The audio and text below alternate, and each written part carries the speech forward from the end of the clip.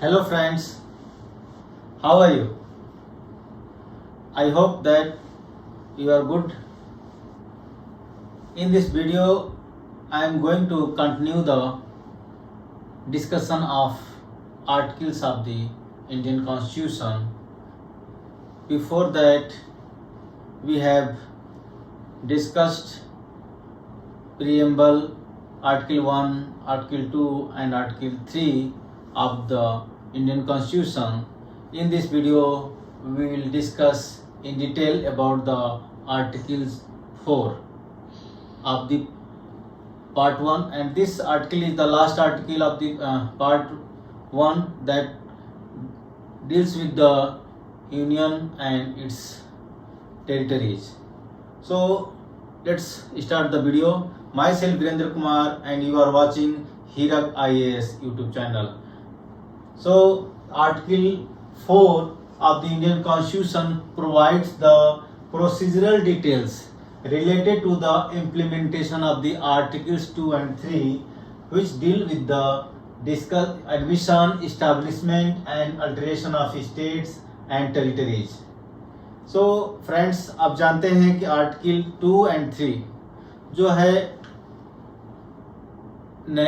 States बनाने के लिए, स्टेट्स के नाम चेंज करने के लिए, बाउंड्री चेंज करने के लिए बनाया गया है। आर्टिकल 2 में जो है बाहर से कोई एरिया ऐड करके एक नया स्टेट बना सकते हैं, या बाहर से एरिया लेकर के दूसरे स्टेट का थोड़ा पार्ट लेकर के नया एरिया बना सकते हैं, और इसमें एडमिट कर सकते हैं और इस्टेब्लिश कर सकते हैं।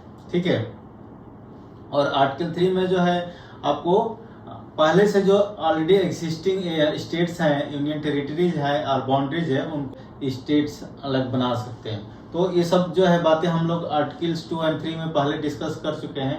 लेकिन आर्टिकल 4 जो है क्या प्रोवाइड कर रहा है, बता रहा है कि ये प्रोसीजरल डिटेल्स के बारे में बात कर रहा है। ठीक है। और that is related to the implementation of the article 2 and 3।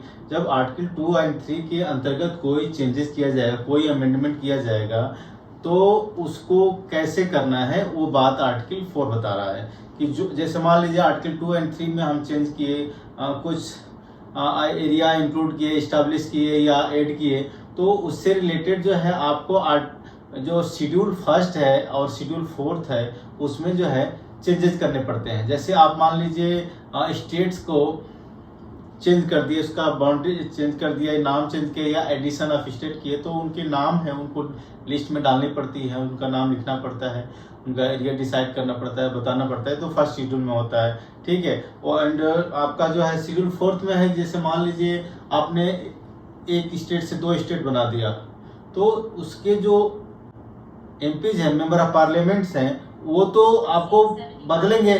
तो बदलने के लिए जो है आपको 4th शेड्यूल में चेंज करना पड़ेगा, क्योंकि 4th शेड्यूल ही इस सब की बात जो है स्टेट्स के द्वारा रिप्रेजेंटेशन जो है राज्यसभा में या काउंसिल ऑफ स्टेट में कितना है डील करता है। तो आपको शेड्यूल 4th में भी चेंजेस करने पड़ते हैं, अमेंडमेंट करने पड़ते हैं, necessary amendments related to the article 2 and 3।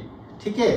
तो यही बात कर रहा है कि हमारा जो article 4 of the Indian constitution provides the procedural details related to the implementation of the Article 2 and 3, which deal with the admission, establishment and alteration of states and territories. It clarifies that such laws are not to be considered amendment of the Constitution under Article 368, even if they amend or affect the 1st and 4th schedules or any other provisions of the Constitution.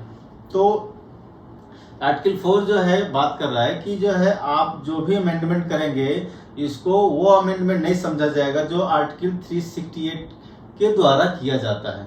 ये जो है simple amendment होंगे, general amendment होंगे, and that will be pass by the simple majority. Article 368 जो है special majority चाहिए उसको पास करने के लिए, उसके अंतर्गत जो भी हमें प्रोविजंस को चेंज करना पड़ेगा कॉन्स्टिट्यूशन में, वो तो यहाँ पर वो वाली प्रोविजंस नहीं माना जाएगा, चेंजेस वो इफेक्ट नहीं माना जाएगा जो 368 के द्वारा होता है। यहाँ पर जो है नॉर्मल स्पेशल मेजॉरिटी की जरूरत नहीं है, यहाँ पर जो है सिंपल मेजॉरिटी से ही चेंज हो जाएंगे और वो कॉन्स्टिट्यूशन में अमेंडमेंट नहीं माना जाएगा। ठीक है, ये बात कर रहे हैं। तो इसका टेस्ट ऑफ द आर्टिकल 4 क्या है वो देखते हैं, जो इंडियन कॉन्स्टिट्यूशन में लिखा हुआ है क्या है वो।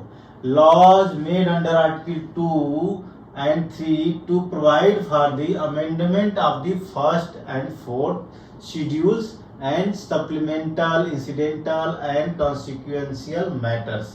so ये आर्टिकल 4 टेक्स्ट जो बोल रहा है कि जो भी लॉज बन रहे हैं आर्टिकल 2 एंड 3 के अंतर्गत, जो कि क्या करेंगे एक्चुअली इफेक्टिव किस में करेंगे, वो फर्स्ट और फोर्थ शेड्यूल में जो चेंजेस लाएंगे उनसे रिलेटेड, और जो इस चेंजेस को स्मूथली करने के लिए, रियलिस्टिक जो है इम्प्लीमेंटेशन करने के लिए जो सप्लीमेंटल, इंसिडेंटल एंड कॉन्सिक्वेंशियल जो प्रोविजंस लाए जाएंगे उनके लिए भी बात कर रहा है। ठीक है, एनी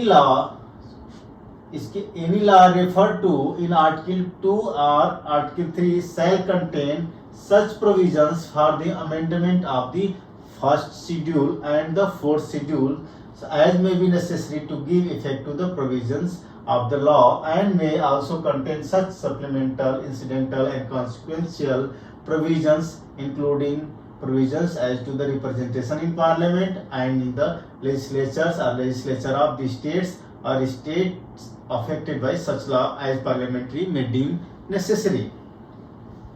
तो यही बात कर रहा है जो हमने अभी ऊपर बताया कि जो एनी लॉ रेफर टू, जो भी आर्टिकल 2 एंड 3 में जो लॉ है उसके अंतर्गत जो भी हम उस आर्टिकल 2 एंड 3 तो आपको एक लॉ बता रहा है कि भाई इस लॉ के अंतर्गत आपको ये पार्लियामेंट को पावर देता है कि पार्लियामेंट में create new states by different methods.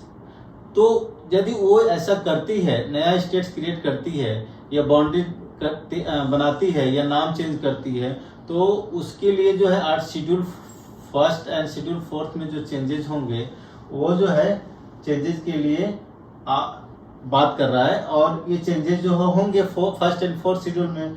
ठीक है ना, उसके बाद जो है उस चेंजेस को जो है हम सेकेंड नेक्स्ट आर्टिकल में कह रहे हैं कि no such law as aforesaid shall be deemed to be an amendment of the constitution for the purposes of article 3। तो जो भी अमेंडमेंट किया जाएगा वो आर्टिकल 368 के अंतर्गत जो अमेंडमेंट होते हैं वैसा नहीं माना जाएगा, वो नॉर्मल अमेंडमेंट होंगे और उसको संविधान के अमेंडमेंट नहीं माना जाएगा। ठीक है, वो नॉर्मल चेंज होंगे, केवल प्रोविजंस जो चेंज होंगे उस आर्टिकल 2 एंड 3 को इफेक्टिव बनाने के लिए, जो आर्टिकल 2 एंड 3 के अंतर्गत जो स्टेट्स क्रिएट हो रहे हैं, बाउंड्री क्रिएट हो रही है, टेरिटरी बन रही है, नाम चेंज हो रहे हैं आर्टिकल्स 2 एंड 3 के अंतर्गत, उनको जो है सुचारू रूप से चलाने के लिए, बनाने के लिए, उस व्यवस्था को स्मूथली करने के लिए जो है केवल सिंपल जो है चेंजेस माने जाएंगे। ठीक है, तो ये डिटेल एक्सप्लेनेशन जो है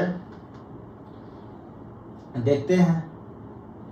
सो provisions for the amendment and supplemental matters. ठीक है, so amendment of the schedules, any law made under article 2 and 3 must include provisions for amending the first schedule and the fourth schedule। First schedule क्या करता है भाई, क्या करता है, इसके अंदर क्या होता है, it lists the states and union territories and their names, यही सब होता है फर्स्ट शेड्यूल में। एंड फोर्थ शेड्यूल क्या है, it allocates seats in the Rajya Sabha और the council of states। तो आप देख लीजिए इसमें जो है, मान लीजिए कोई स्टेट है तो आपका पूरा 543 जो है सीट है पूरे इंडिया का। ठीक है, तो इसके 10% जो है प्रेजेंट रहने चाहिए मिनिमम, मतलब 55 तो होने ही चाहिए। तो 55 का यदि मेजॉरिटी दिया है, सिंपल मेजॉरिटी मतलब मोर देन हाफ, तो 55 मोर देन हाफ जो है यदि प्रेजेंट रहेंगे, मोर देन हाफ मतलब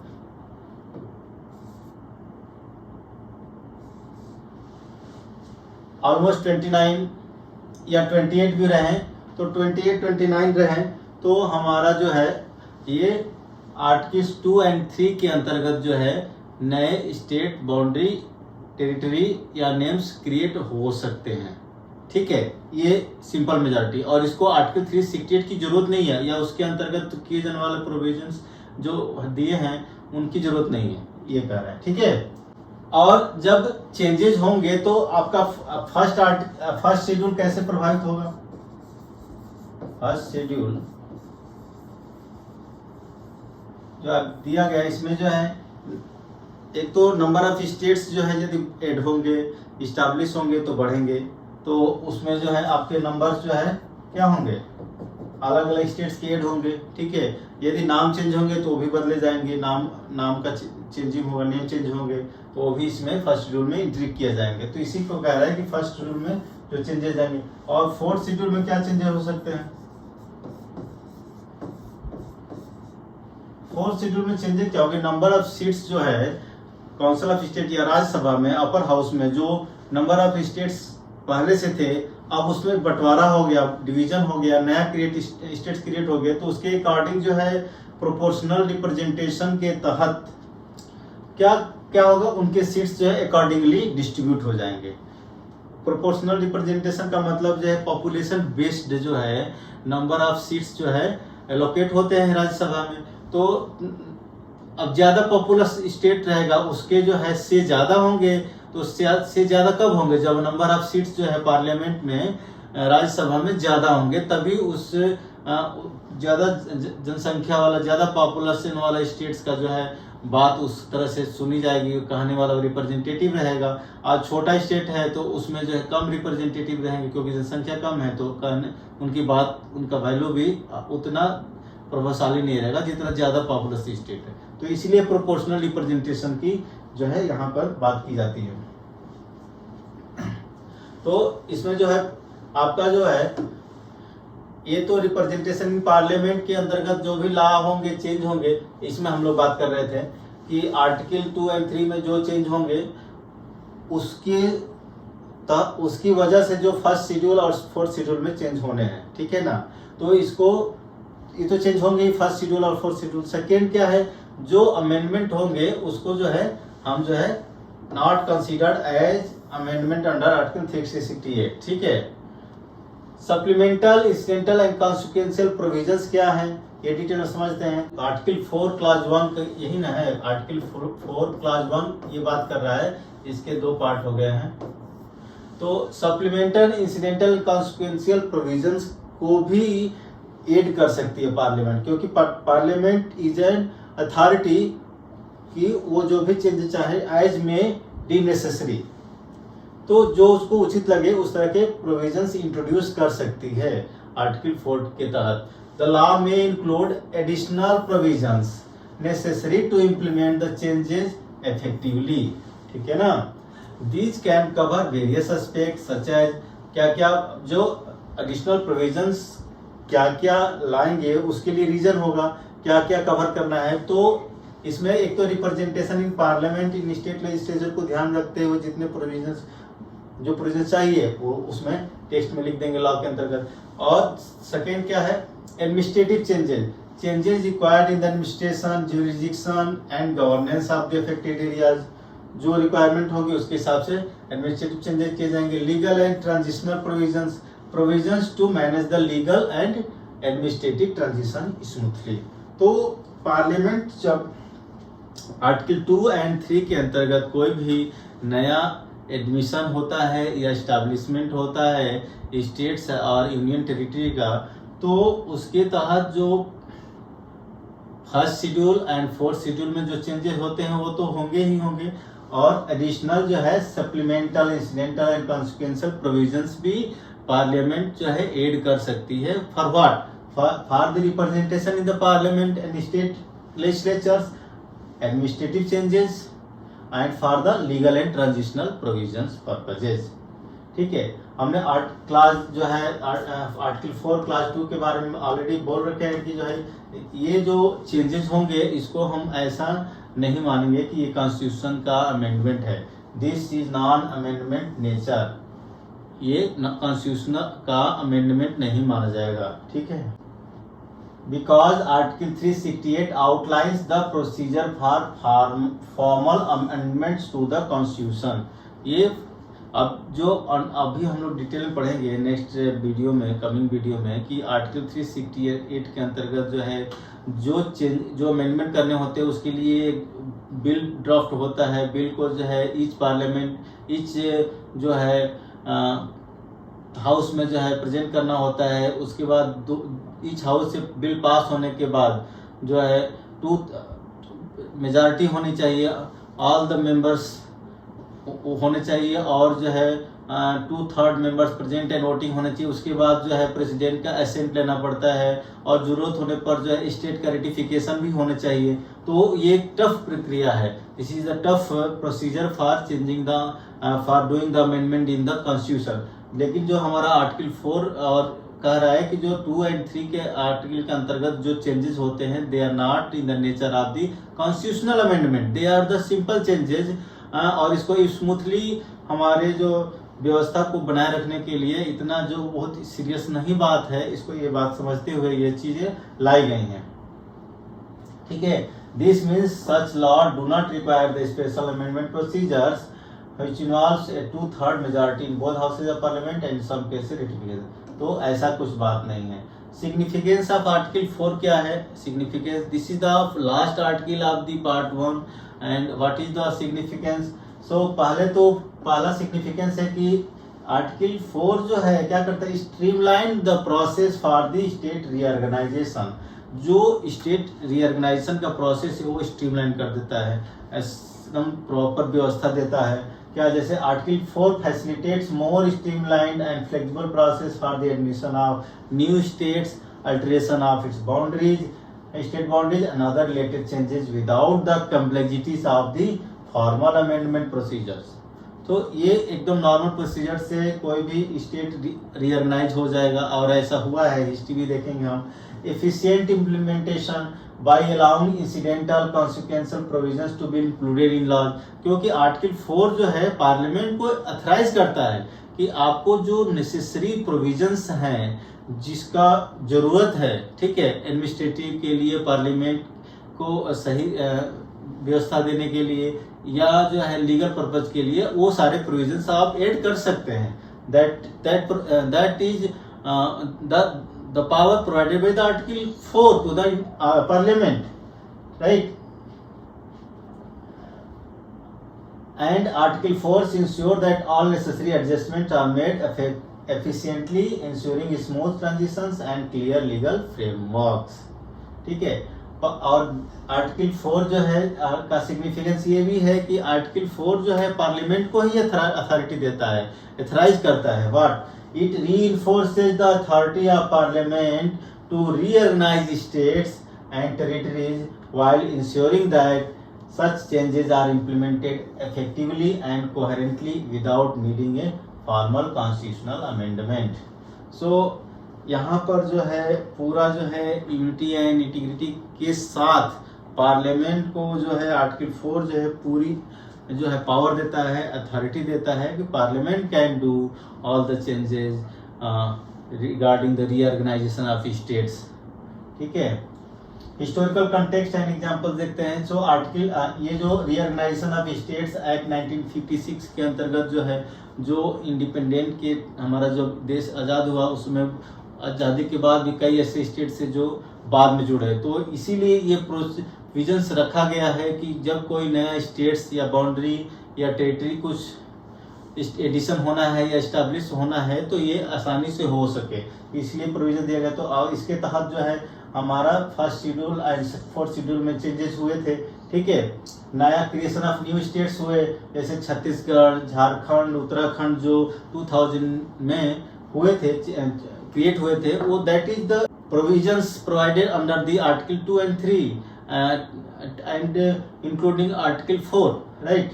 तो ये आर्टिकल 2, 3 and 4 की ही देन है कि जो है ये सारे स्टेट्स जो है नए नए क्रिएट हो जाते हैं, बाउंड्री क्रिएट हो जाती है, टेरिटरी क्रिएट हो जाती है। ठीक है ना, और उससे रिलेटेड जो है 4th and 1st शेड्यूल में भी चेंजेस होने पड़ते हैं। ठीक है, बाइफर्केशन ऑफ स्टेट्स, अभी देखिए 2014 में आंध्र प्रदेश से तेलंगाना जो है अलग हो गया, that is done under the article 2 and 3 ठीक है, और वो जो है आर्टिकल 4 का प्रोविजन जो है उसको जो है स्मूथली होने में हेल्प किया, ठीक है। The creation of Telangana in 2014 involved amendments to the first schedule and necessary provisions for representation, adjustment, administrative changes executed under the authority of article 2, 3 and 4, ठीक है। तो ये जो आर्टिकल 2, 3, 4 है वो साथ साथ काम करता है, अलग अलग काम नहीं करता है। हम इसके पहले वीडियो में बताया है कि आर्टिकल 2 एंड 3 एकदम साथ साथ काम करते हैं, और आर्टिकल 4 जो है फ्लेक्सिबिलिटी प्रोवाइड करता है और प्रोसीजर, डिटेल प्रोसीजर बताता है कि कैसे होना है, क्या क्या प्रोविजंस आसानी करने के लिए, काम को लीगल पर्पज को सही करने, मतलब स्मूथली करने के लिए ये प्रोविजन जोड़ सकते हैं, वो सबकी बात करता है आर्टिकल 4, ठीक है।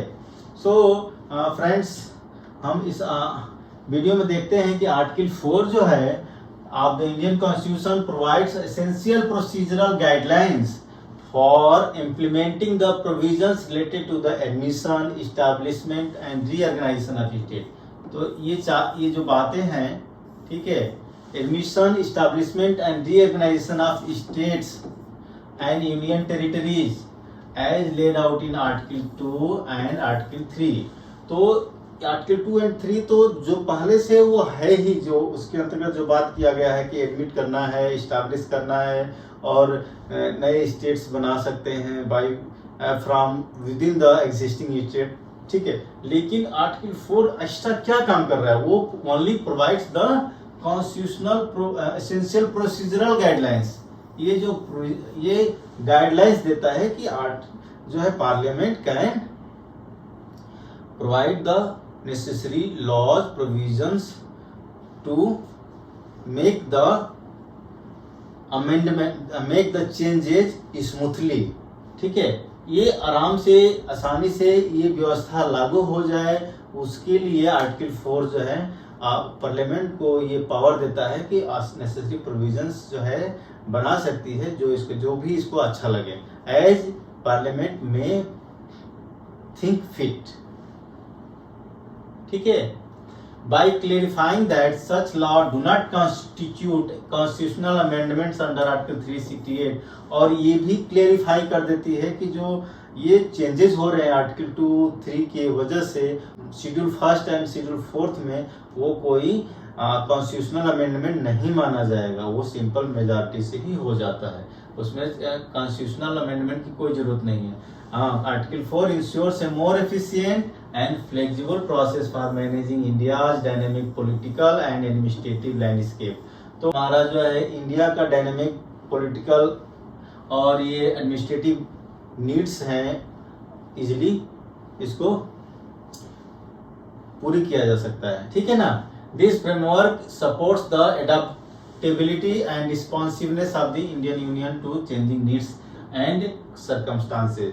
जो पॉपुलेशन की नीड्स है, administrative needs, legal needs, cultural needs, economic needs, उनको जो है बिना कोई स्पेशल कॉन्स्टिट्यूशनल अमेंडमेंट किए हुए सिंपल मेजॉरिटी से बाय द पार्लियामेंट किया जा सकता है। तो फ्रेंड्स, जो है ये आर्टिकल जो है हमने एक्सप्लेन किया, और आपको ये आर्टिकल का एक्सप्लेनेशन कैसा लगा, और हमें कमेंट कीजिए। और ये वीडियो आपको अच्छा लगा, समझ में आ गया, क्योंकि जब हम प्रिपरेशन शुरू करते हैं एग्जाम्स की, तो सब लोग कॉलेज से पढ़ के आते हैं, उनकी बहुत सारी चीज़ें क्लियर नहीं होती हैं, परेशान रहते हैं कोचिंग करने के लिए, कहाँ जाएं, किससे करने। तो हमारा ये जो है मोटिव है कि हम जो है चीज़ों को आसान कर दें, आपको जो है चीज़ें जो है छोटी छोटी टुकड़ों में समझाएं, ताकि आपको आसानी से समझ में आ जाए और आपका काम आसान हो जाए, तैयारी जो है में हेल्प मिले। तो आपको ये वीडियो अच्छा लगे तो वीडियो को लाइक कीजिए, अपने फ्रेंड्स के साथ शेयर कीजिए, ऑनेस्टली शेयर कीजिए, ठीक है, ताकि जो है उनको भी पता चले। और ज्ञान को बांटने से बढ़ता है, ये मत समझिएगा कि जो है हमने देख लिया हमारा काम हो गया, दूसरों को भी बांटिए, और जो है इससे जो है हमारी बातें दूसरों तक भी पहुंचेंगी। और आपने यदि हीरक IAS चैनल को सब्सक्राइब नहीं किया है तो सब्सक्राइब कर लीजिए, जब हमने वीडियो बहुत सारे डाले हैं वो भी आप देख सकते हैं, और जो है नए वीडियो भी आपको मिल जाएंगे, सब्सक्राइब होने से आपको नोटिफिकेशन मिल जाएगा, आप बेल आइकन को भी प्रेस कर दीजिए, ठीक है फ्रेंड्स। तो थैंक यू, वीडियो में यही